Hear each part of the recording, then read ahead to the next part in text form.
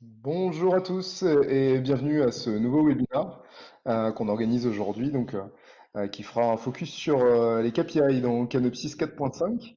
Et donc on va présenter ça tous les deux avec Michael Mourcia. On vous souhaite la bienvenue pour ce nouveau webinaire. Bonjour à tous et ravi de vous retrouver effectivement pour ce nouveau webinar. Écoutez, un peu comme d'habitude, pour ceux qui sont déjà venus, on va patienter quelques minutes, le temps que tout le monde ait le temps de se connecter et puis on démarre, dans 3-4 minutes gentiment. Et effectivement, aujourd'hui, on va, donc vous faire une présentation, générale de Canopsys, comme on en a l'habitude, et puis on fera un focus sur les KPI à l'intérieur de Canopsys, fonction qui vient fraîchement d'arriver dans la version 4.5. Voilà, donc vous connaissez, Livestorm, vous savez que vous avez un chat, là je vois que, certains s'en servent déjà. Bonjour à tous. Et donc vous avez, un onglet questions. L'avantage c'est que on fera aussi les réponses par écrit qu'on vous fera suivre, en fin de parcours, et puis le chat un peu plus convivial, un peu plus, en direct. Donc n'hésitez pas à vous servir de ces 2 fonctions. Voilà.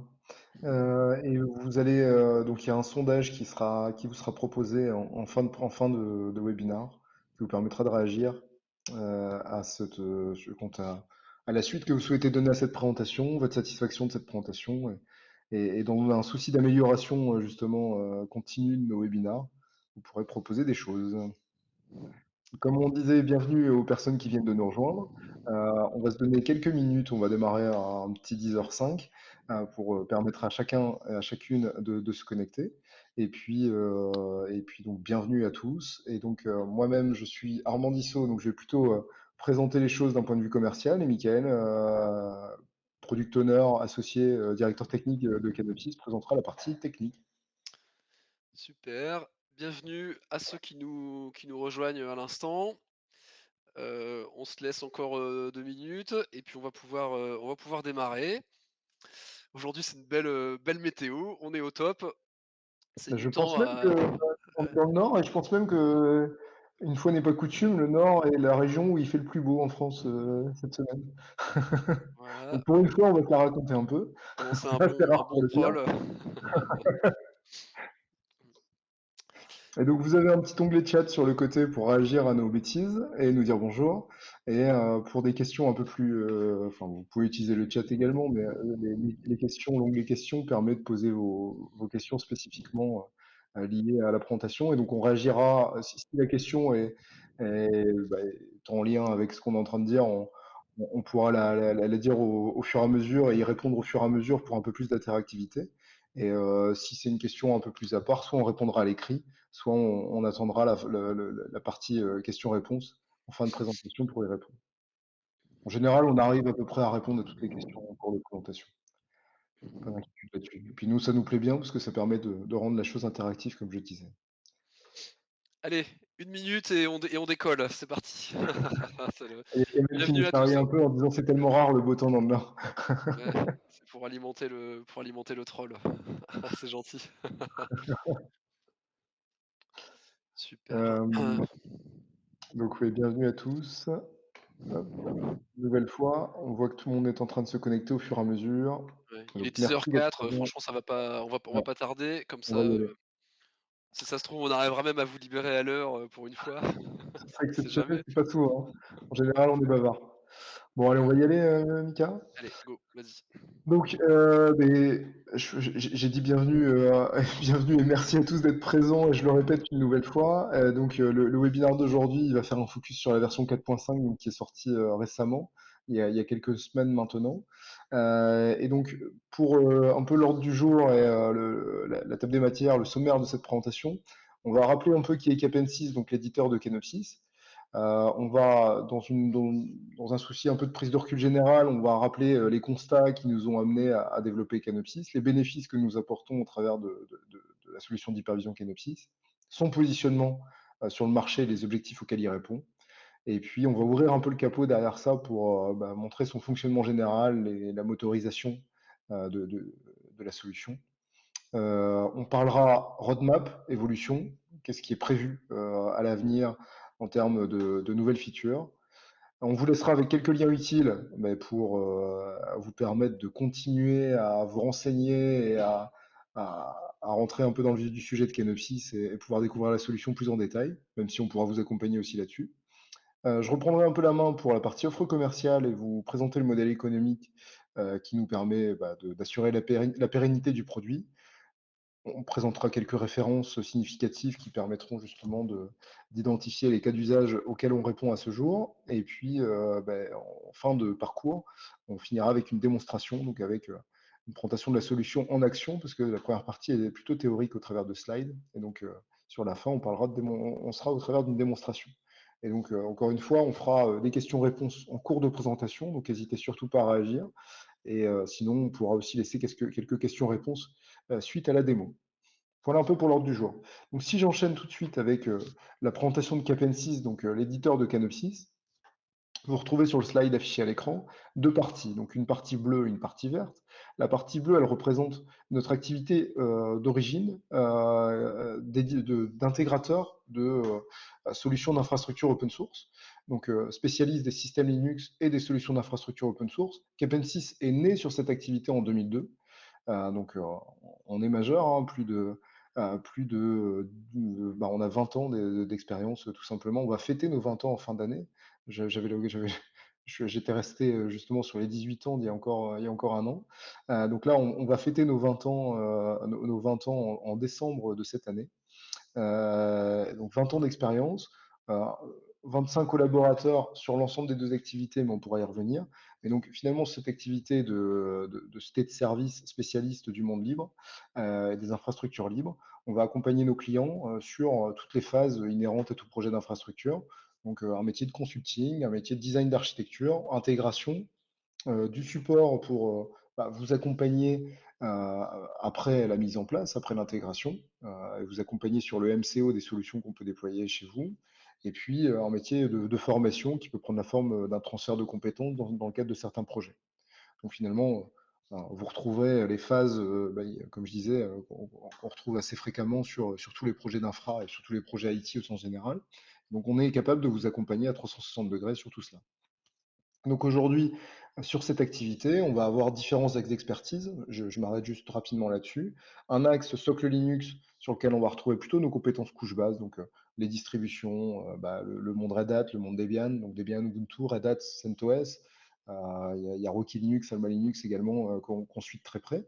Et puis après des problématiques de web server, des problématiques de base de données, donc web server Apache, base de données BareOS, des problématiques de cluster, de containerisation avec du Docker, du cloud avec du Kubernetes. Enfin voilà, ce genre de choses qu'on met plutôt dans un angle socle Linux, dans une catégorie socle Linux, donc plutôt couche basse. Une deuxième catégorie, industrialisation, parce que on fait plus de l'administration système comme on la faisait au début de Capen6. Je parlais de 2002. Entre 2002 et aujourd'hui, il y a eu beaucoup d'évolutions dans la gestion des systèmes. Et aujourd'hui, on industrialise, on automatise beaucoup plus de choses qu'on le faisait à l'époque. Et donc, dans cette logique, qu'on met aussi parfois un peu derrière la culture DevOps pour automatiser un maximum de choses pour permettre aux développeurs de gagner en autonomie. Le côté Ops, on outille les Ops au travers d'un certain nombre de choses dans l'industrialisation. Donc, on accompagne nos clients au travers des outils de config management avec Ansible, Puppet. Par exemple, on accompagne nos clients dans le provisioning avec du Terraform, dans la mise en place d'orchestrateurs pour piloter tout ça avec du Rundeck, avec du Jenkins, avec du AWX dans le monde Ansible. Donc, enfin voilà, ce genre d'outils, encore une fois, je ne suis pas exhaustif, mais ça vous permet d'avoir un peu une idée sur les sujets sur lesquels on est capable de vous accompagner sur notre métier de prestataire de service. Le troisième axe, un peu plus historique, c'est un axe qu'on a appelé solutions collaboratives. Donc, on va retrouver les solutions de messagerie. Historiquement, justement, c'est des outils fleurons de l'open source, hein, du PostFix, du Cirrus, du Samba, du CUPS également sur la partie impression. Donc, des outils qui engendrent une notion de partage, côté user ou côté technique avec du Git ou ce genre de choses. Donc, on est capable de vous accompagner sur ces sujets-là. Donc, ça, c'est le troisième axe. C'est le quatrième axe que j'ai laissé volontairement sur la fin pour faire la transition, mais qui n'est pas pour autant le dernier axe de développement chez nous, loin de là. C'est l'axe vision du SI, donc sur lequel on va retrouver les outils de monitoring. Historiquement, on faisait du Nagios. Aujourd'hui, on est capable d'accompagner nos clients sur, bon nombre d'outils open source, du Zabbix, les Nagios-like, les successeurs de Nagios, comme peut l'être Centréon, comme l'est, Icinga. Aujourd'hui, voilà, en fonction des contextes clients, on va identifier la meilleure solution, pour équiper et pour, lui permettre de remonter des événements, enfin de surveiller son système d'information tout simplement. Puis après derrière, on a également d'autres solutions plutôt, axées comportementales, axées, scénario, on accompagne également nos clients sur la gestion des logs avec, de la stack élastique. Enfin, on a un certain nombre d'outils, qui permettent de voir un peu mieux ce qui se passe au sein du système d'information et tout ça, est remonté dans un Canopsys et c'est comme ça que je fais ma transition. En fait, fort du constat, au fur et à mesure de nos déploiements de solutions de supervision, on s'est rendu compte que, les solutions de supervision répondaient, donc ça c'était en 2010, hein, 2010-2012, on a fait le constat que, les solutions de supervision répondaient à un premier niveau de besoin, mais que dès qu'il y avait plusieurs superviseurs, dès qu'on avait besoin d'agréger des événements qui venaient de plusieurs sources et très fréquemment, chez vous, chez les clients, on retrouve plusieurs sources de données, et ben, on n'avait pas de solution pour agréger tout ça. Et donc c'est comme ça qu'est né, le fait que, on a fait le constat qu'il n'existait pas de solution, en open source qui répondait à ces besoins d'agrégation, de traitement de la donnée et de restitution. Et donc c'est comme ça qu'on en est arrivé à développer la première solution d'hypervision open source du marché. J'ai peut-être un peu plus parlé que d'habitude, mais je te laisse un peu la main, Mika, pour, approfondir ces constats, qui nous ont amenés à développer Canopsys. Merci Armand, merci beaucoup. Rebonjour à tous et re-bienvenue. Si vous avez des questions dans l'intervalle, n'hésitez pas, hein, vous avez, on en a déjà parlé, mais vous avez l'onglet questions, l'onglet chat. Donc c'est le bon moment si vous avez des questions. Alors, quelques informations en fait, avant de détailler le pourquoi, enfin et comment fonctionne Canopsys et puis le focus sur l'aspect indicateur. Donc quelques constats donc qu'Armand a déjà évoqué finalement un petit peu et qui nous ont, amenés, finalement, à l'évidence de mettre en route l'écriture d'un hyperviseur. Donc la multiplicité des outils de supervision, ça c'est exactement ce que disait Armand juste avant, mais pas que. L'aspect, exploitation du coup avec un nombre, important d'outils de supervision et bien ça amène un nombre important bien de gestion de workflow de gestion d'alarme, d'interconnexion à faire avec des outils tiers comme par exemple, vos outils de référentiel, vos ITSM, le ticketing de manière générale, et donc le process de prise en charge de l'alarme qui est multiplié par le nombre, d'outils qui sont présents.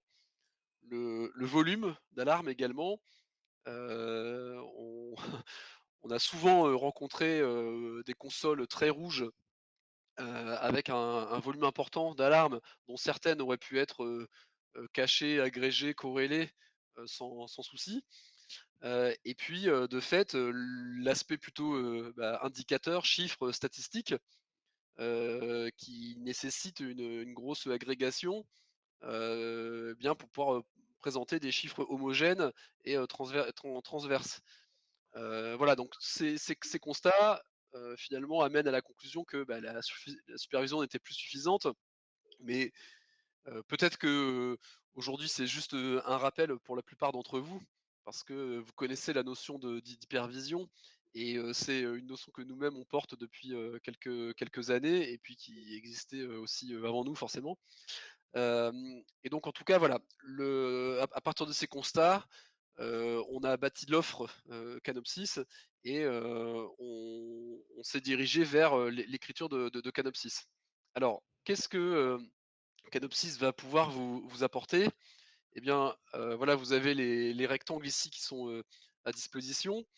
Alors je ne vais pas reprendre tous les arguments, mais je vais en prendre, certains, et n'hésitez pas à réagir, dans le chat si vous partagez ou si, ça vous paraît flou ou si vous voulez apporter tout simplement un complément d'information, c'est le il y a le chat pour ça, hein.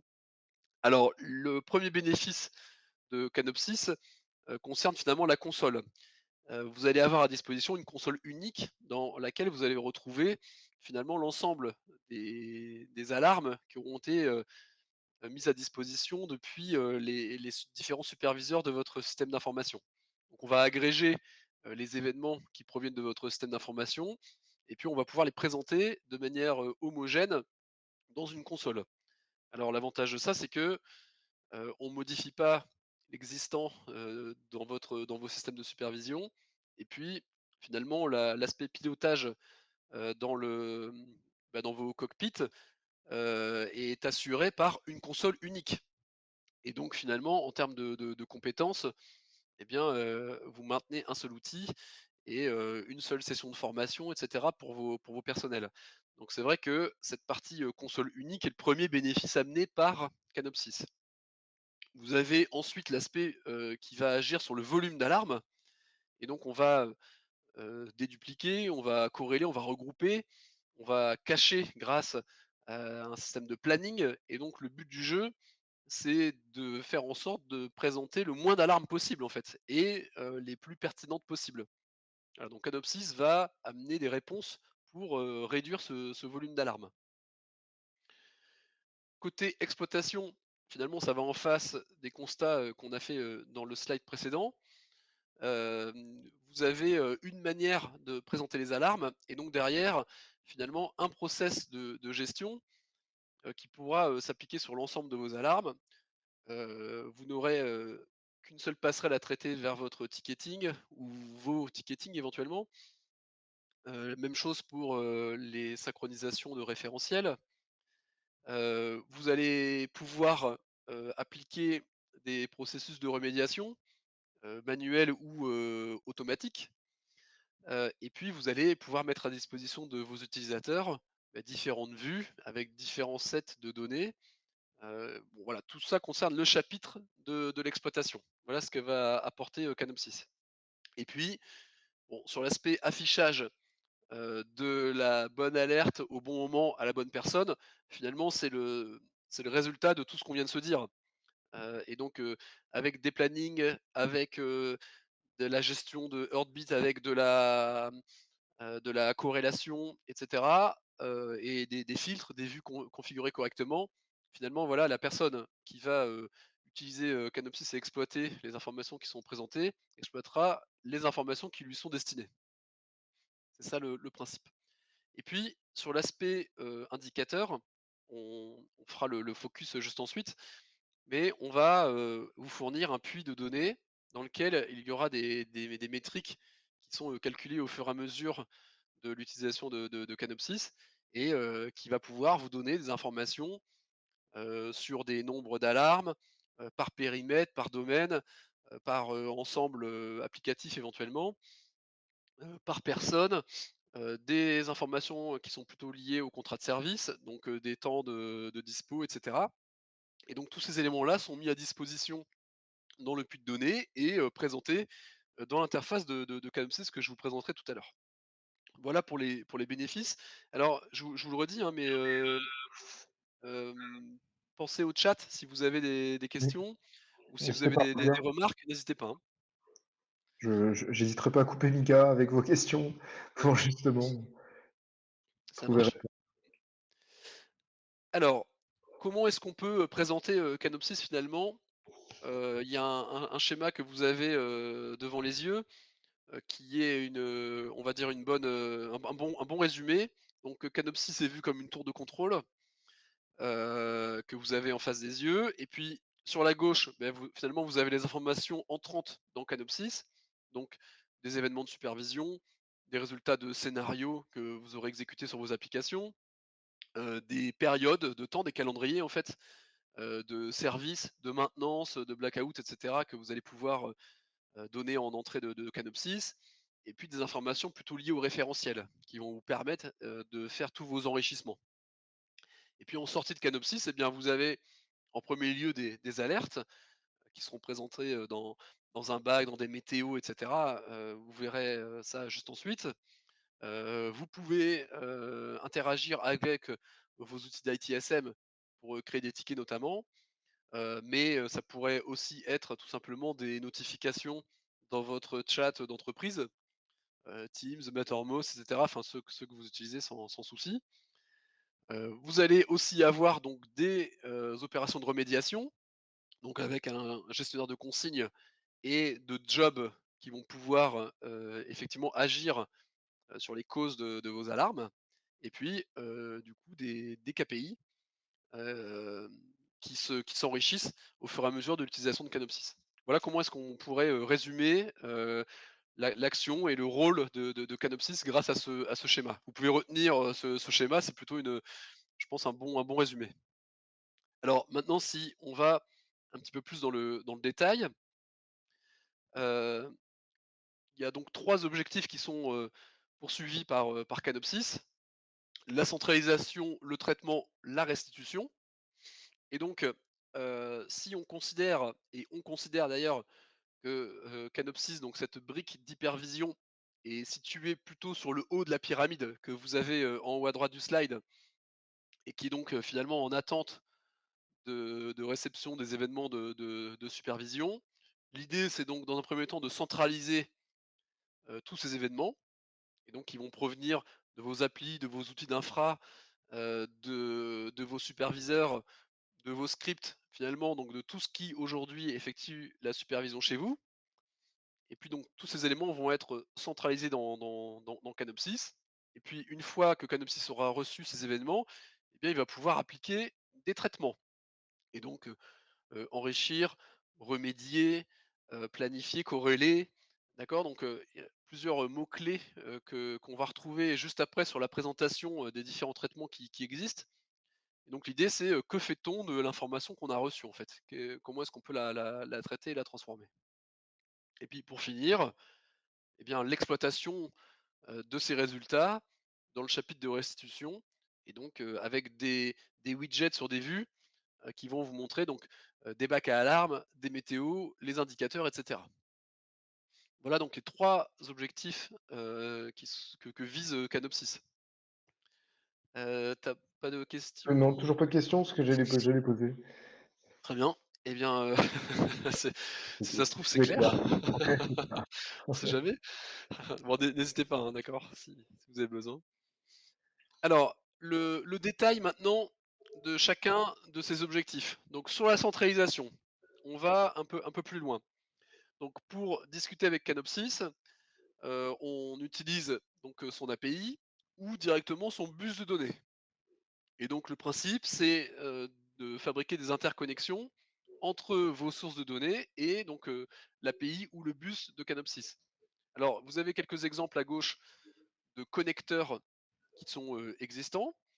Vous voyez, bon, j'ai le 1er Zabbix, voilà, donc si vous avez, un outil de supervision Zabbix, eh bien, sachez qu'il est directement interconnectable avec Canopsys et donc, tous les événements de supervision que Zabbix génère peuvent être transmis à Canopsys et c'est le cas pour tous les outils qui sont, nommés dans ce slide, mais pas que, il y a des points en bas à droite des cases, parce qu'on peut pas tous les lister et puis, surtout, voilà, Canopsys met à dispo des moyens, génériques, par exemple, de récolter de l'information. Il lit des logs, il peut recevoir, des trappes SNMP ou, interroger des bases de données, donc c'est assez libre. Donc finalement, il y a peu de, voilà, il y a peu de risques qu'on ne puisse pas, interconnecter, vos sources de données avec Canopsys. Ah, on a une première question. Oui, La première est toujours la plus difficile. ouais. Kamel qui nous demande: «Est-ce qu'il y a une interface, CloudWatch, AWS?» Alors Est-ce que l'outil s'interface? Ouais. pas directement en fait, et donc là, l'idée c'est de, directement publier ces événements sur l'API de Canopsys. Alors quand une interface, quand une interconnexion n'existe pas directement, eh bien, on étudie finalement, cette possibilité. Voilà, quelles sont les infos qui sont mises à disposition, de quelle manière et comment est-ce qu'on peut finalement les effectuer le mapping, on va dire, bah, de ces informations vers les API de Canopsys. Alors, il existe aussi la possibilité donc de synchroniser plutôt les aspects, référentiels, et donc c'est, prendre de l'information de vos référentiels, les mettre dans Canopsys pour pouvoir enrichir les événements qui circulent. Et donc quand un événement circule en provenance de Prometheus, par exemple, eh bien, on va venir, interroger le référentiel qui va en face de cet outil, eh bien pour, enrichir l'événement et puis, bah, savoir s'il s'agit d'éléments de production, l'impact que ça génère, heu, dans quel data center se situe, l'élément, est-ce que l'application ciblée est, très importante? Voilà, donc on va venir enrichir les informations. C'est vraiment ça le principe. Et puis donc tous ces éléments arrivent donc dans Canopsys. Une fois, alors excusez-moi, mais en fin de parcours, vous avez un slide avec quelques liens et dans ces liens, il y a justement, eh bien les différentes interconnexions qui existent à l'heure actuelle avec Canopsys sur notre documentation. Donc comme ça, si, vous posez la question de savoir si votre outil est, compatible ou non, ça peut déjà vous apporter un élément de réponse. Voilà pour l'aspect, centralisation. Sur l'aspect traitement, voilà comment c'est, organisé. Vous avez donc, un bus de données dont on a parlé juste avant et puis sur ce bus, eh bien, vous avez des moteurs qui vont effectuer pardon, des traitements et qui vont donc, s'abonner à ce bus et donc vous avez, par exemple, un mécanisme de filtrage et donc ce moteur va, consommer tous les événements qui arrivent dans Canopsys et puis va être en mesure de dire, «OK, je j'accepte ce message parce qu'il est, déclaré conforme» ou alors «Non, je ne l'accepte pas parce que, il lui manque des informations, il est incomplet» ou alors «On a décidé que, ce type de message, on ne les prenait pas en compte, donc on l'efface». D'accord? Et donc vous avez ce premier traitement qui va être effectué et puis, au fur et à mesure de la chaîne, vous allez avoir d'autres traitements, l'enrichissement par exemple. Beh, justement, moi je t'arrête un peu là-dessus parce qu'il y a une question de Oui? Cyril sur, il parle de l'enrichissement via des récupérations en temps réel, pour interrogation. Quid de la performance? Alors, il y a plusieurs, possibilités d'enrichir. Donc, c'est, récupération de temps réel, c'est ça la question, Armand? Ouais, l'enrichissement, OK, il demande si l'enrichissement se fait via des récupérations en temps réel, ouais. d'accord. Alors, il y a 2 possibilités. Soit ça se fait de manière asynchrone, donc ça veut dire que on prend votre référentiel et régulièrement on le recopie ou on recopie les informations qui nous intéressent dans Canopsys et auquel cas, eh bien, quand un événement se produit, eh bien, il a directement les informations, à disposition. Donc ça, c'est une 1 solution et puis, alors pas dans cette, version, 4.5 mais c'est vraiment, en arrivée, enfin ça arrivera dans la prochaine version en fait. Vous allez avoir la possibilité effectivement d'interroger le référentiel en direct et donc là, en temps réel. Et donc, Cyril a raison sur l'aspect, performance. Il faut vraiment faire attention parce que, si vous faites, circuler, 1000 événements par seconde, bien nécessairement, si vous faites 1000 interrogations par seconde de votre référentiel, vous allez certainement, l'écrouler et donc le principe ici, c'est, bah, d'utiliser alors c'est technique, mais voilà, un système de cache au milieu, qui permettra donc de ne faire les requêtes que de temps en temps et de leur, associer une durée de vie, en fait, tout simplement et donc c'est comme ça qu'on règle les problèmes de performance et d'accès aux référentiels pour effectivement ne pas les écrouler. Bah, j'espère que ça répond aux questions. Merci, ça va très bien. Super Cyril. Alors je poursuis, mais sur mon histoire d'enchaînement, donc on a parlé des filtres, des enrichissements et donc voilà, vous avez plusieurs moteurs dans Canopsys qui ont chacun un métier. Vous voyez, règle d'inactivité, c'est ce qui va répondre à la problématique de la ligne de vie et donc on répond à la question: «Est-ce que, mes sources de données, sont en vie?» Ou est-ce qu'il n'y a pas un problème justement de publication? Vous avez un service de corrélation, donc comment est-ce que je peux regrouper des alarmes pour lesquels je considère qu'il y a une cause commune. Vous allez avoir l'aspect remédiation très important. Donc, j'ai une alarme qui se produit et j'ai décidé, qu'un pilote pourrait exécuter des jobs de remédiation, un redémarrage de service, une purge de base ou d'un file system ou, l'ajout, d'un pod, pour que le service soit plus réactif. Voilà et vous avez cette possibilité d'exécuter aussi des remédiations de manière automatique. Donc, le pilote ne fait rien, l'alarme se produit, la remédiation s'exécute et puis en fin de remédiation, bah, soit l'alarme est toujours présente et auquel cas elle est présentée au cockpit, ou ou soit les plus présentes et puis donc la remédiation a fait son boulot et l'alarme sera simplement comptabilisée dans les indicateurs. Voilà, alors ce sont quelques exemples, mais c'est pour que vous ayez le principe en tête. Donc la centralisation d'un côté, la transformation avec et le traitement des informations qui ont été reçues et pour finir, l'aspect restitution et donc Canopsys, embarque une interface, web, dans laquelle vous allez pouvoir positionner différents widgets et donc des bacs à alarme, des compteurs, des météos, d'accord? Qui sont, différents moyens de présenter l'information. Maintenant, une page dédiée aux indicateurs et puis peut-être plus pour, Canopsys lui-même, l'aspect bilan de santé. Donc c'est une page qui vous permet de répondre à la question: «Canopsys est-il en bonne santé?» Ou est-ce que j'ai besoin d'exécuter des actions pour l'aider? Voilà. Et puis effectivement, vous avez un système de droit, vous mettez les widgets qui vous, voilà, qui vous plaisent, vous donnez les droits, de prendre en compte, de visualiser telle vue et cetera. Enfin voilà, c'est très fin, vous avez une matrice de droits complète qui vous permet donc par profil de distribuer les droits. Voilà pour l'aspect restitution.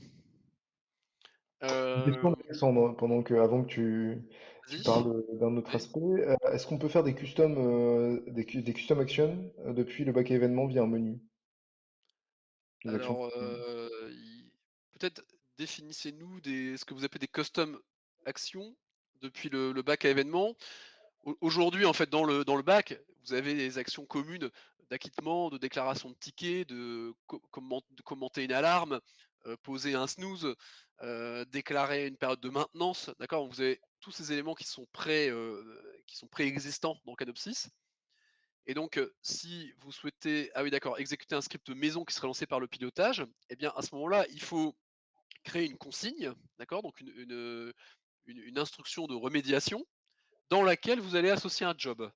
Et donc aujourd'hui, on a décidé de ne passer que par des ordonnanceurs, en fait. Donc si vous souhaitez exécuter un script maison, vous passez par un ordonnanceur qui fera ce travail. Voilà, parce que, ça évite toutes les problématiques de sécurité, de passage, des zones, qui sont plus à risque que d'autres et donc en utilisant un ordonnanceur, c'est là que vous gérez vos scripts et cetera, que vous avez déjà géré tous les droits et compagnie. Donc c'est possible, vous passez par une remédiation. On te remercie, c'est parfait. Ça a l'air d'être Bien. clair. Alors un dernier mot sur, l'aspect, API, donc dans Canopsys, tout est API. Donc, c'est simplement une petite, information, une remarque complémentaire pour vous dire que, voilà, vous pouvez piloter, Canopsys entièrement par son API et donc si vous avez vous-même des ordonnanceurs, qui doivent déclarer des périodes de maintenance, eh bien, c'est possible. Si, votre chat d'entreprise fonctionne avec une API, à ce moment-là, les 2 peuvent communiquer. Si vous voulez, attraper les informations de Canopsys et puis les mettre dans votre propre puits de données, c'est possible également ou dans votre outil de BI.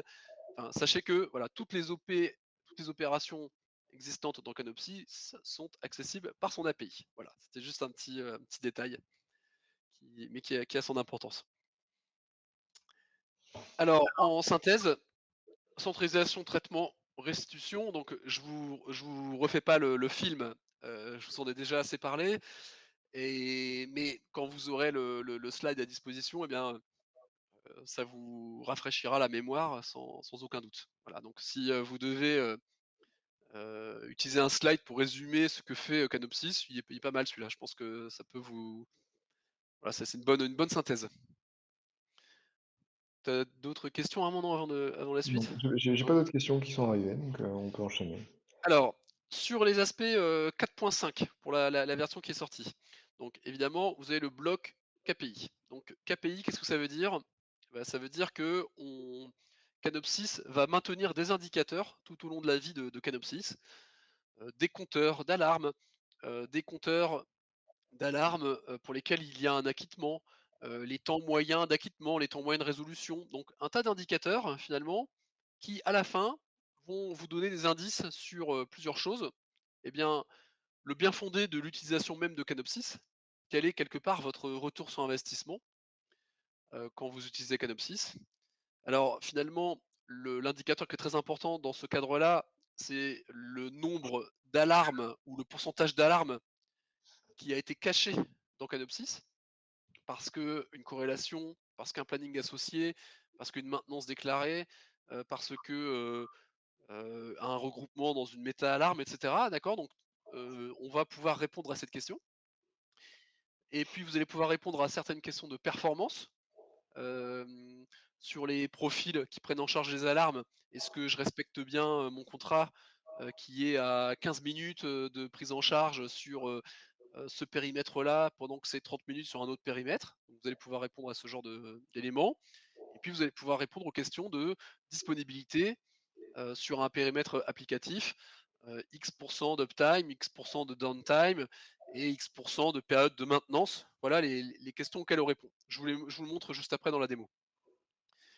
D'autres éléments, peut-être plus orientés techniques, mais dans la version 4.5, on a fait des montées de version donc de Mongo, pour ceux qui connaissent déjà l'outil, bah, on était resté un petit peu coincé dans des vieilles versions, donc on en a profité pour le faire et puis on a donc ajouté, PostgreSQL dans les back-ends de données. Désolé, hein, c'est encore, technique, mais voilà, c'est ce qui nous permet d'héberger les métriques justement, qui sont calculées par le module KPI.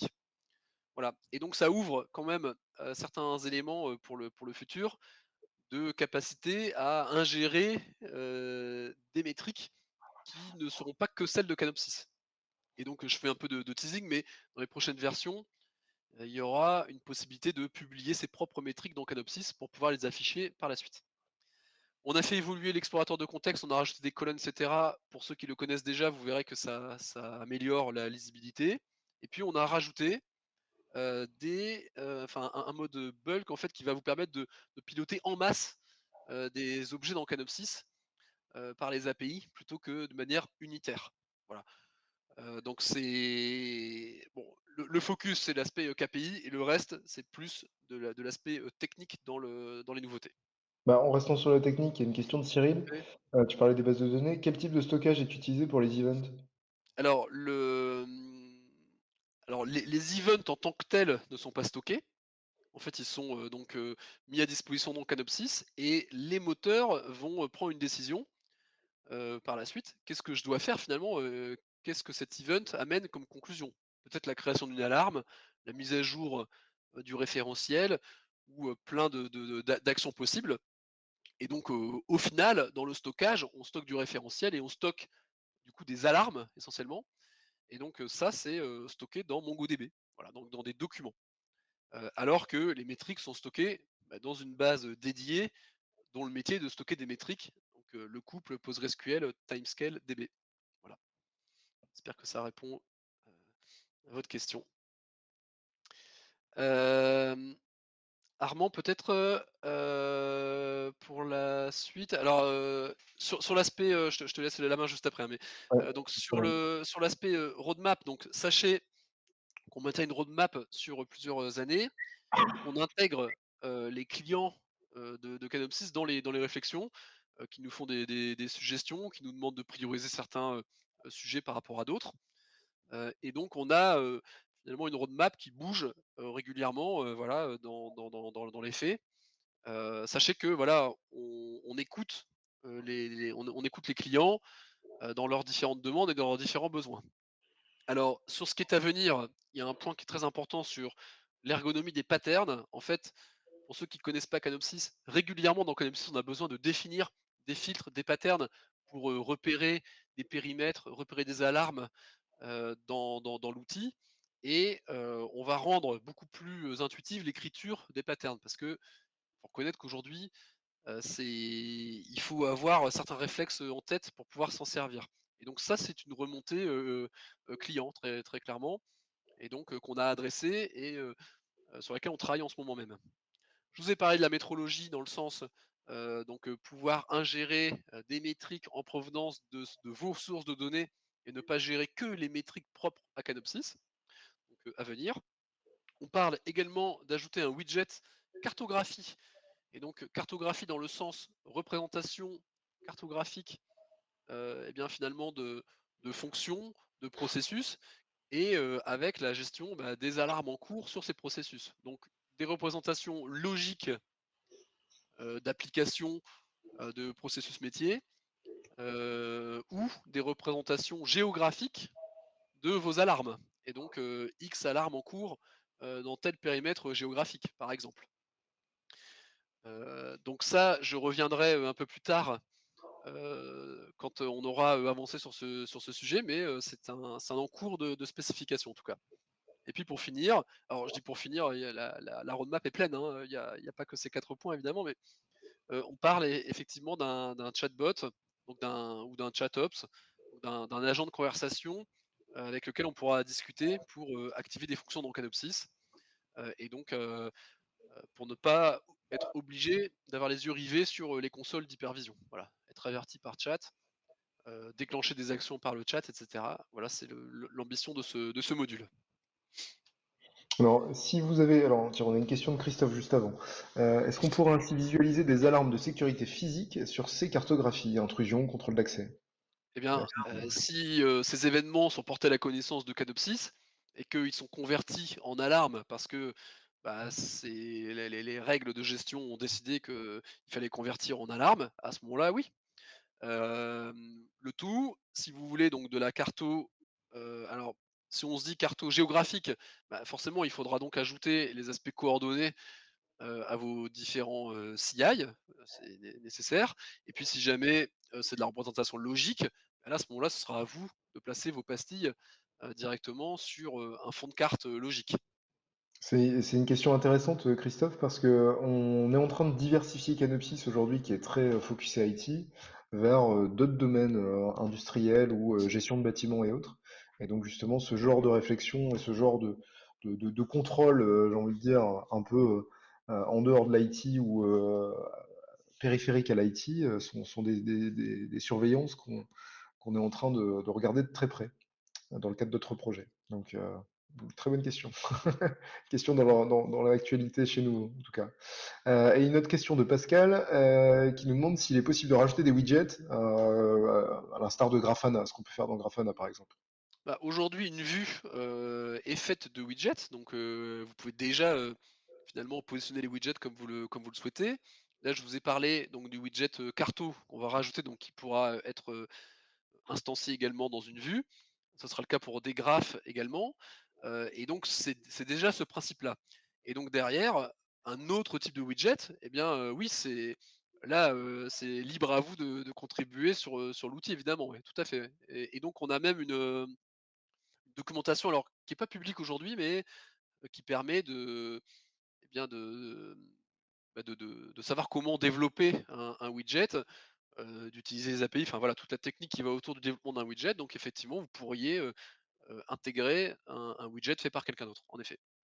Et on a même une formation développement de widget, donc Mmh. voilà, c'est pour dire à quel point on s'ouvre justement vers cette possibilité-là, et on est même preneur si, s'il peut y avoir, enfin il y a quelques contributions externes, mais on est justement ouvert dans le cadre de ce projet open source à ce qu'il y ait des contributions de ce type, sans aucun souci et avec grand plaisir. Une fois qu'on a fait ce point-là, est-ce que vous, justement, alors on le disait, on a un club utilisateur sur lequel on interroge nos clients régulièrement pour savoir un peu quelles fonctionnalités les intéresseraient. Est-ce que vous avez justement des choses que vous identifiez comme qu'on n'a pas évoquées là jusqu'à présent dans la présentation, qui vous manquent ou que vous souhaiteriez voir comme feature dans Canopsys? N'hésitez pas justement aussi à nous challenger un peu, comme ça on vous dira si c'est roadmappé, si c'est prévu ou si c'est quelque chose qu'on identifie comme intéressant et sur lequel on pourra échanger ensemble. Alors je vois qu'il y a peut-être Je des vois gens qu'il qui y a sont en train personne qui est en train d'écrire. de OK. taper. Authentification des sources, pour interrogation. Est-ce qu'il y a des choses là-dessus? Alors authentification des sources, alors je tente une réponse. Aujourd'hui finalement quand vous allez publier de l'information, dans Canopsys, vous pouvez utiliser, donc des clés d'authentification, qui vous donnent le droit ou non de publier dans Canopsys. Alors je ne sais pas si c'est vraiment la question ou pas. Si c'était pas ça, il faut m'apporter un peu plus de détails et si c'est ça, eh ben, voilà. Ah, tant mieux. Non mais C'est API key, API OK. API Ah bah, c'est key, ça, merci. exactement, bah, c'est une clé Parfait. d'API, ouais, tout à fait, ouais. Bon Voilà, bah que nickel. vous paramétrez dans le panneau des droits. Alors par contre, Armand, je vois que il y a le temps file aussi, donc Oui, comme, non, toujours, effectivement. Non, non, mais bavard. n'hésitez pas à Alors réagir. De toute façon, ouais, on se coupera ou Mickaël répondra également ah, pendant qu'on parlera un petit peu ouais. commerce. Quelques liens utiles qui vous permettent justement d'accéder aux documentations de Canopsys. Canopsys.fr, on est plus sur une présentation commerciale, institutionnelle. Doc.canopsys, comme son nom l'indique, vous allez retrouver l'ensemble des documentations qui sont le plus à jour possible, le guide, les sources et la démo pour accéder à une plateforme de démonstration du produit. En plus de ça, je rajouterais, on a une page YouTube, donc il faut rechercher Capensis Solutions Linux, et vous allez pouvoir retrouver des vidéos de nos anciens webinars, avec des retours d'expérience, avec des focus sur des features. Donc n'hésitez pas non plus à aller sur notre page YouTube. Voilà. Une petite question de Kamel. J'en ai parlé tout à l'heure, des interfaces standards pour avec les outils des grands cloud providers, CloudWatch, AWS, etc. Ce En fait, serait ce c'était pour la qui, réponse à la ouais, question, qu'est-ce ce que serait ce qui vous manquerait imaginez, quoi? justement Voilà, à c'est Kamel. plus Ouais, ça. ok, ça Ouais, marche. Merci c'est noté. Kamel. Parfait. Alors, si on parle un peu commerce, on a voulu faire simple sur le modèle économique de la solution. On a deux versions. Une version 100% communautaire, librement téléchargeable, donc avec une version open core, un seul nœud, des connecteurs standards, un enrichissement manuel et quelques fonctionnalités. Donc, lorsque Michael a présenté les moteurs, vous aviez vu, il y avait des moteurs bleus, des moteurs verts. Le vert identifie ce qui est spécifique à la version pro et le bleu est accessible dès la version communautaire. Et donc sur la version pro, on est sur une version qui comprend déjà notre service, donc le support et la maintenance, et qui permet de bénéficier de l'ensemble des fonctionnalités de Canopsys. Donc il n'y a pas d'option additionnelle. Il y a une version qui comprend l'ensemble des features et une version un peu plus allégée qui permet de découvrir le produit. Donc la version Pro, on va retrouver l'ensemble des fonctionnalités que vous avez pu découvrir. Donc je vais pas lire le slide, hein, mais vous le voyez. Donc la partie KPI sur lesquelles on est revenu aujourd'hui, par exemple, est présente spécifiquement dans la version Pro. Et donc le support et la maintenance, on l'apporte effectivement uniquement sur la version Pro et notre accompagnement également en tant que service. Donc juste un point particulier, on est capable d'accompagner sur la partie service sur la version Pro, mais on a également cette volonté que je répète, parce que je sais qu'il y a des acteurs avec lesquels on va avoir des échanges un peu plus approfondis aussi là-dessus. Euh, on souhaite s'appuyer sur un réseau d'intégrateurs et le service ne sera pas forcément, et j'ai envie de dire, on encourage aussi de nombreux intégrateurs à se positionner pour pouvoir faire du service sur Canopsys. Donc, je me permets également d'insister là-dessus. Les avantages à travailler avec Canopsys et à utiliser Canopsys, c'est que c'est une solution open source. Vous avez pu voir son évolutivité au travers des points de roadmap qu'on a évoqués et des nouvelles features, des dernières features qui sont arrivées. On est une structure française et c'est important de le préciser parce que c'est vrai que à ce jour on a bon nombre de concurrents qui ne le sont pas et donc on fait un petit cocorico là-dessus. Euh, dans le cadre justement de ce côté français, ce côté proximité qu'on met en avant au travers de notre club utilisateur, comme on l'évoque là, on a cette capacité justement à peut-être un peu plus être à l'écoute. Enfin, je ne vais pas dire qu'un client est plus important pour nous que chez nos concurrents, mais en tout cas, certains clients nous disent que on a cette proximité, cette capacité de flexibilité qui est peut-être plus importante que certains gros éditeurs. Donc c'est pour ça qu'on se permet de le préciser. Mais c'est pas parce qu'on est flexible que on n'est pas en capacité justement d'accompagner de manière très très bien justement ces grands comptes parce que on a une forte expérience grand compte et on se démène, on vient du service à la base et donc on se démène pour trouver les meilleures solutions. Donc on a cette flexibilité et cette capacité à accompagner les grands comptes de la meilleure manière. Pour illustrer justement ce que je viens de dire, on sort quelques quelques cas clients, qui ont chacun un peu des petites spécificités. Donc, je vais me permettre de les repréciser, de manière un peu plus, unitaire. Donc, on peut reprendre l'exemple de La Poste, qu'on a accompagné, sur le remplacement de ces outils IBM. Donc, ils avaient toute une suite IBM, en termes de monitoring et donc en fait, on a mis en place, un monitoring automatisé, donc avec, la mise en place d'une supervision. En fait, il y avait un référentiel, donc pour le coup, c'était e-top. Et donc, en fait, dès qu'il y avait un nouveau CI qui était déclaré dans le référentiel, directement, il était supervisé de manière automatisée. C'était le cas également lorsqu'il était déprovisionné. Donc, il était déprovisionné directement de la sup également. Donc, on avait une automatisation de la supervision. Et par-dessus, on avait le Canopsys qui permettait de faire enfin, il y avait plusieurs sources de données. Je parle du monitoring, mais on a mis en place différentes sources de données complémentaires. Et tout ça était, l'ensemble des événements qui étaient produits par ces sources de données étaient agrégés dans Canopsys, traités et restitués au travers d'une météo de service. Donc pour la Poste, sur la branche courrier colis, on les a accompagnés sur ce point. On peut revenir sur. Alors, on a laissé le nom GFI parce que certaines personnes les connaissent encore comme ça et n'ont pas fait la transition. Maintenant, il faut les appeler Inetum.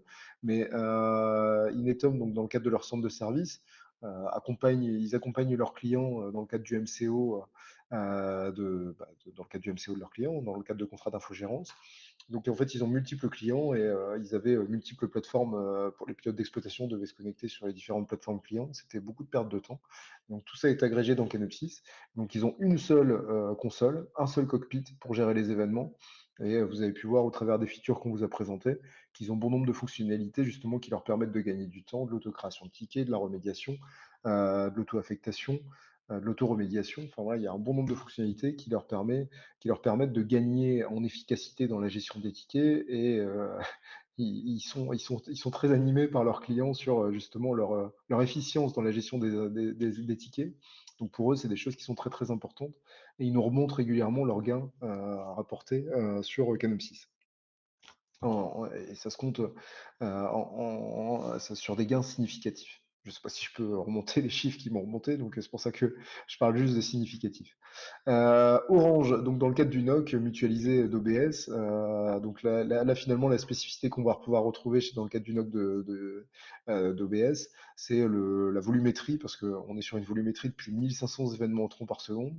Donc ils nous ont permis d'éprouver notre plateforme et là aujourd'hui, ce qu'on peut dire, c'est qu'on tient la route, c'est qu'en termes de performance, on n'a pas de difficulté et donc c'est un beau projet également qui a pu faire des petits parce que Orange nous pousse également sur de nombreux projets, donc ça n'est pas resté juste au stade du NOC. Il y a eu un beau partenariat qui a été fait avec eux. Le centre de gestion, donc de la RATP, là, la spécificité qu'on va pouvoir remonter, c'est le nombre de sources de données. On voit 27 sources de données. Alors, il y a des sources informatiques, il y a des sources aussi plus larges. On remonte des données de Schneider Electric, d'autres choses. Donc, enfin voilà, la RATP a été l'un des premiers grands comptes à nous faire confiance. J'ai du mal à repositionner ça d'un point de vue calendaire, mais ça remonte à quelques années. Mickaël, tu sauras peut-être le dire. Mais donc voilà, la RATP, c'est un beau partenariat depuis de nombreuses années qui se passe très bien. Et puis Pôle emploi, donc Pôle emploi, on va avoir deux cas d'usage. 2013, dit Edouard, pour la RATP. Donc, vous voyez, ça fait 9 ans cette année. Donc, un beau partenariat qui dure. Et donc, merci à eux. Et puis, donc Pôle emploi, donc on a deux cas d'usage. On a une partie météo de service, donc plutôt avec une vision pour rapprocher un peu, donner de la vision au métier sur le fonctionnement de l'IT. Et puis une partie plutôt hypervision technique, donc pour permettre aux pilotes d'exploitation de garantir le MCO des services informatiques de Pôle emploi. Voilà un peu pour les spécificités là-dessus. Vous voyez quelques références plus larges sur notre activité Capensis et Canopsys. Et pour répondre à la question de Kamel, vous voyez justement dans ce cadre-là des entreprises de taille plus intermédiaire. On a identifié quelques comptes particuliers, mais là vous voyez quelques entreprises de taille plus intermédiaire que ce qu'on a présenté précédemment. Donc on est capable de répondre à des ETI et des grands comptes sans difficulté. Nickel, je te laisse enchaîner avec un focus sur Oui, les pays dans Canopsys avec une ouais, ça démo. marche. Et puis, si vous avez des questions sur la partie commerciale, je vous répondrai avec plaisir dans l'onglet chat ou à l'issue de la présentation. Allez, c'est parti, 10h54, allez, on est un peu débordé évidemment. Donc vous avez devant vous la mire de login Canopsys. Peut-être que tu me confirmes? Non, c'est bon? Ouais, Oui, impec. c'est bon. Donc on se log, vous vous souvenez, on se log en local ou alors avec, un annuaire ou une technologie type SAML. Et puis vous arrivez donc sur la page qui vous est dédiée sur Canopsys, c'est votre page par défaut. Et puis, voilà un peu le principe. Alors, peut-être je fais juste une petite aparté par rapport aux questions tout à l'heure, mais sur l'histoire des widgets et de comment on pourrait donc bâtir une vue. Mais donc vous avez, ici, vous voyez, vous avez, une vue avec un widget de météo, mais en dessous duquel vous pourriez, rajouter pourquoi pas, un autre widget en fait. Vous voyez, en faisant ça, eh bien en dessous, voilà, vous venez d'ajouter un autre widget et donc c'est vraiment comment dire? Cet esprit, et puis vous pouvez, éditer et puis, vous voyez, vous pouvez, réduire, la taille, et cetera. Enfin, vous pouvez organiser les vues comme vous le souhaitez. Voilà, c'était juste pour, vous montrer ça avant de démarrer. Alors tout à l'heure, je vous ai, donc j'ai commencé à vous parler de l'aspect, KPI, hem et donc aujourd'hui, le panneau de KPI se trouve dans le menu administration dans KPI. Alors il est accessible pour l'instant à un endroit, en fait et donc pour, anticiper certaines questions, dans des prochaines versions, on va faire en sorte que chacun puisse fabriquer sa propre page, de KPI avec les indicateurs qu'il souhaite suivre au quotidien. D'accord? Pour l'instant, c'est une page, commune, d'accord? Mais voilà, c'était pour, faire progresser le sujet et puis le proposer dans la distribution. Puis voilà, on l'améliorera avec les suggestions de chacun dans d'autres versions. Alors, vous avez donc dans ce module KPI, pour l'instant, 3 types de graphes qui existent. Donc des graphes qui concernent plutôt les alarmes, des graphes qui concernent plutôt, on va dire, de la performance et puis des graphes qui concernent plutôt, on va dire, du contrat de service et donc de la disponibilité.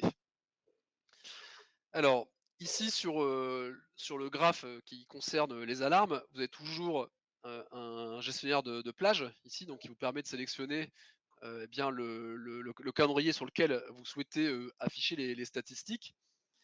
Vous avez aussi, une possibilité de mettre, voilà des enfin vous avez des raccourcis pour des plages, communes, on va dire.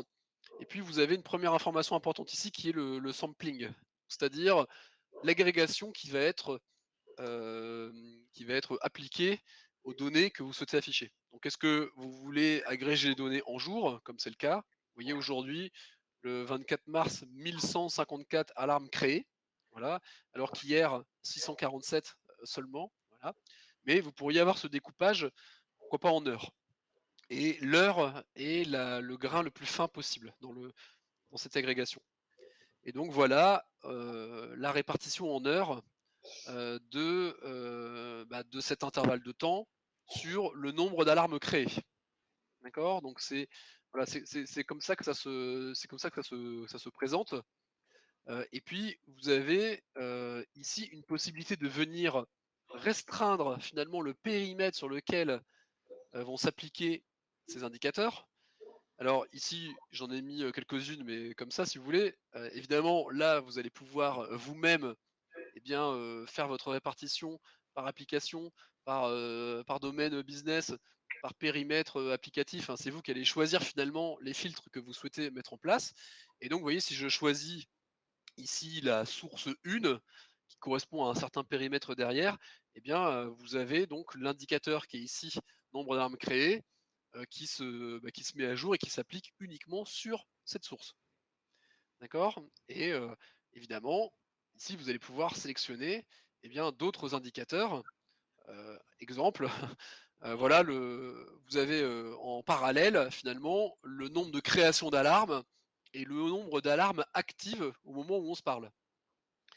Donc une alarme active, c'est une alarme qui est en cours, d'accord? Qui n'est pas, résolue et une création d'alarme, eh bien, c'est sur cette période, combien d'alarmes ont été créées.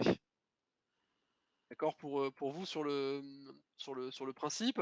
Et puis on pourrait, pourquoi pas, aller regarder, en plus de ça, le nombre, d'alarmes, actives avec un acquittement. Donc là, vous voyez, le l'étau se resserre.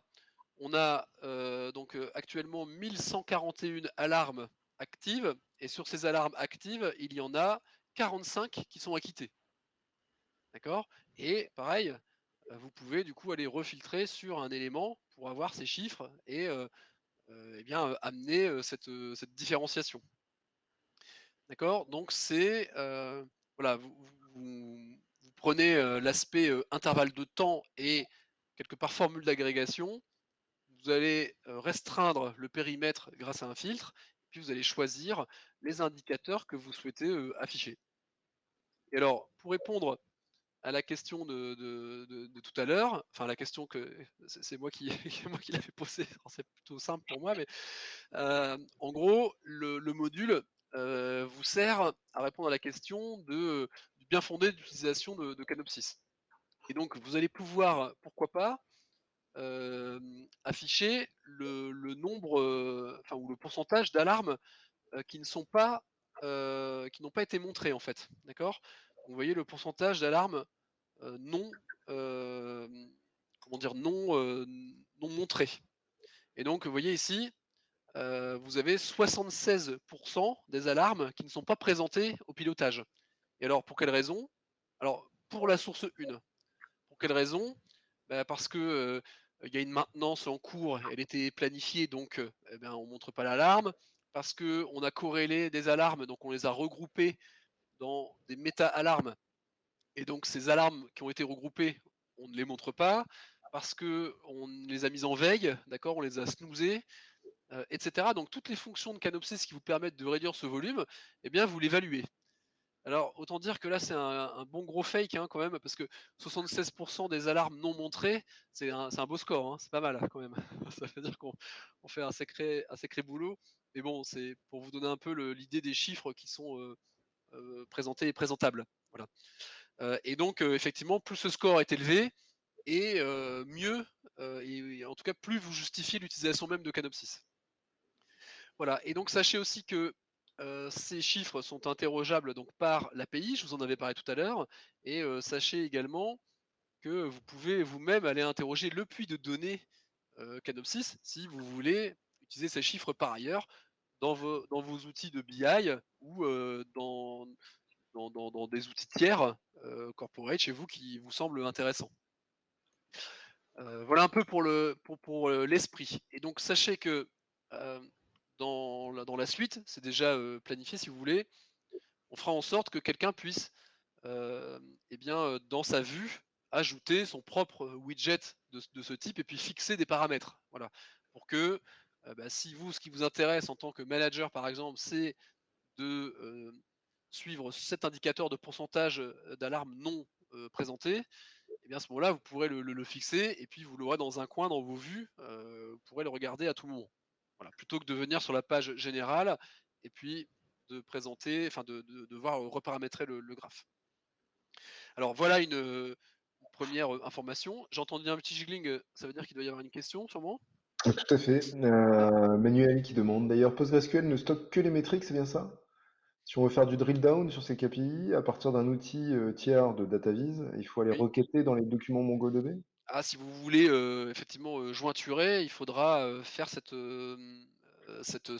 comment dire? Cette passerelle.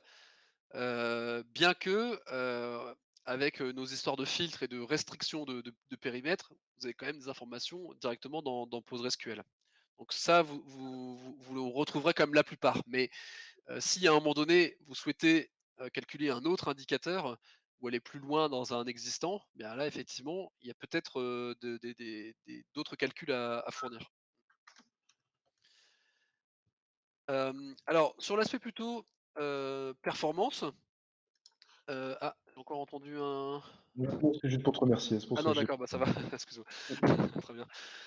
Parfait. Alors sur l'aspect, performance, on peut par exemple regarder, le critère, donc c'est toujours les mêmes, voilà, la même manière de configurer le graphe, mais vous avez ici un critère par exemple qui se base sur le nom d'utilisateur, enfin l'utilisateur qui effectue des actions. On pourrait donc, par exemple, regarder le temps moyen, pour acquitter une alarme. Donc là, dans cette plateforme, vous avez 3 personnes qui ont posé des acquittements et sur ces 3 personnes, route pilote 1, pilote 2, eh bien, vous voyez, pilote 2 a mis en moyenne, sur cette période de temps, 1 h 58 et 45 secondes pour, acquitter une alarme. Le pilote 1 2 h 29 et route 2 h 38.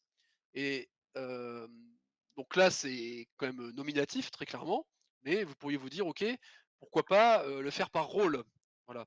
Et donc là, ces 3 personnes sont dans le même rôle, et donc vous voyez qu'en moyenne, ce rôle met ce profil, si vous êtes déjà utilisateur de Canon 6, vous savez qu'un utilisateur hérite d'un profil, et donc ce profil en moyenne, pour ce range de temps, met 2 h 30 pour, acquitter une alarme. Et alors vous allez pouvoir aussi, eh bien jouer sur, d'autres critères, qui sont issus de l'enrichissement. Et donc dans votre référentiel, si vous avez ramené par exemple des informations qui vous parlent de la criticité, des de vos entités, de vos CI, eh bien vous pourriez, par exemple le sélectionner là. Vous voyez ici vous avez la criticité, donc ça c'est le nom, qui provient vraiment de votre référentiel que là j'ai sélectionné, et puis, vous pourriez ici avoir, voilà, le nombre d'alarmes créées avec cette criticité sur la période donnée. Et bien voilà, donc en 6 alarmes critiques, 2 alarmes sensibles et 2 alarmes standards, qui sont, encore une fois, je vous dis, des éléments qui proviennent de mon référentiel. Et donc, si vous souhaitez, vous-même ajouter des critères, eh bien, c'est tout à fait possible. Et puis toujours pareil, vous pouvez aussi restreindre tout cela à vos différents filtres. Et donc vous pourriez avoir le nombre d'alarmes créées par criticité pour la source 1. D'accord? Et donc, vous avez ce résultat, que vous allez pouvoir, exploiter. Alors je suis désolé, je vois vraiment que le temps, file, mais donc je vous présente le dernier type de graphe qui lui va plutôt, regarder les temps de disponibilité. Et donc, vous avez ici pour, chaque élément, finalement, un pourcentage de temps ou un temps passé en uptime. Donc uptime, ça veut dire je n'ai pas d'alarme sur le périmètre que je suis en train de considérer. De downtime, donc j'ai une alarme sur le périmètre considéré, et les temps de maintenance qui ont été, décomptés. Et donc vous pourriez, sur ce graphe pareil pardon, restreindre, le périmètre. Vous voyez ici, si je viens dire: «OK, je veux voir ça pour la source 1», d'accord? Et vous pourriez, par exemple, changer le sampling ici, le mettre, en heures, et puis voir les moments où il y a eu de l'indisponibilité et cetera, sur ce type d'affichage. Donc là, vous agissez plus sur, voilà, les temps de dispo des éléments que vous êtes en train de considérer. Voilà, donc ça, ce sont les 3 types de graphes qui sont disponibles dans le module KPI pour l'instant. Donc, je dis pour l'instant parce que je vous ai expliqué qu'on allait, du coup, les rendre disponibles à la personnalisation pour chaque utilisateur s'il le souhaite. Et puis, on va ajouter d'autres types de représentations graphiques. Ici, vous voyez, c'est de la représentation en barres. Pour l'instant, on s'est, contenté, voilà, de bar chart, et on va amener des lignes et puis, peut-être d'autres types comme des camemberts et cetera. Donc là, c'est, ce qui est à l'étude, en ce moment. Voilà, donc j'ai fait rapide, mais ça vous donne un aperçu de à quoi ressemblent, les statistiques et les KPI dans Canopsys. Sachez qu'on livre aussi une capacité à transformer votre existant, donc c'est-à-dire, vos données avant que le module KPI existe, dans les métriques de KPI. Donc ça veut dire que si, vous exploitez déjà Canopsys d'une manière ou d'une autre, eh bien, on va pouvoir construire toutes ces métriques dans le passé, en fait. Donc, si vous partez d'une base existante, vous aurez déjà vos chiffres, qui seront, créés quand, vous utiliserez la fonction KPI. Voilà, donc moi j'ai fini avec, cette démo, donc n'hésitez pas à poser des questions. Armand, peut-être je te relaisse, la main, ou Oui, si vous avez d'autres questions, voilà, c'est le moment de les poser. Si vous n'hésitez surtout souhaitez, pas. Alors sinon, ah pardon. juste, enfin, je sais pas si je t'ai coupé, Mickaël, si tu Vas-y, vas-y, veux. vas-y, t'inquiète pas. Non, non, sinon vous avez, juste, en bas de l'écran, un onglet sondage qui vous permettra justement de remonter un peu vos retours, suite à ce webinar. Donc, si vous pouvez répondre, avant la fin et avant de partir. Mais sinon effectivement, profitez aussi de ces derniers instants. Alors on a débordé un petit peu et on s'en excuse, mais, profitez de ces instants pour poser justement vos différentes questions. Alors, soit vous pouvez poser vos questions, maintenant, soit après derrière, on reste totalement disponible et c'est aussi pour ça justement qu'on vous positionne nos coordonnées. Donc, pour, certaines, je pense que vous avez déjà des interlocuteurs, mais, pour d'autres, n'hésitez pas à nous contacter, sur les coordonnées que vous voyez à l'écran. On vous enverra à l'issue, la présentation, les slides de présentation et la réponse aux différentes questions que vous avez posées qui vous permettra de formaliser tout ça. Mais donc voilà, n'hésitez surtout pas. On l'aura dit une paire de fois pendant ce webinaire, Ça, c'est sûr. c'était vraiment pour vous dire de pas hésiter. Bon, et donc, en tout cas, alors, on attend quelques questions si vous en avez, hein, mais grand merci, à tous les participants. Écoutez, nous on s'amuse toujours sur les webinars, c'est plutôt un format sympa, donc on continue, il y en aura d'autres à venir, de manière, sûre et certaine. Donc merci à tous de votre participation, et n'hésitez pas à vous inscrire sur les prochains, hein, et comme le disait Armand, même en quand l'événement sera terminé, passez-nous un coup de fil ou envoyez-nous un email avec vos questions si elles vous reviennent après. D'accord, n'hésitez surtout pas, hein. On est là pour ça. Avec grand plaisir. Donc, si vous n'avez pas de questions, on vous dit à très très bientôt. Et puis, on vous tiendra au courant des prochains webinars, des prochaines actualités de Canopsis. Donc, voilà. À très vite et merci beaucoup pour votre participation. Et nous aussi, on a hâte de discuter avec vous. Bonne journée Alexandre. Super, bah écoutez, Parfait. bonne journée, on se quitte là-dessus, et Euh, passez un bon week-end d'avance. À plus tard. ouais, une bonne Au fin de revoir. semaine. Merci à vous. Au revoir.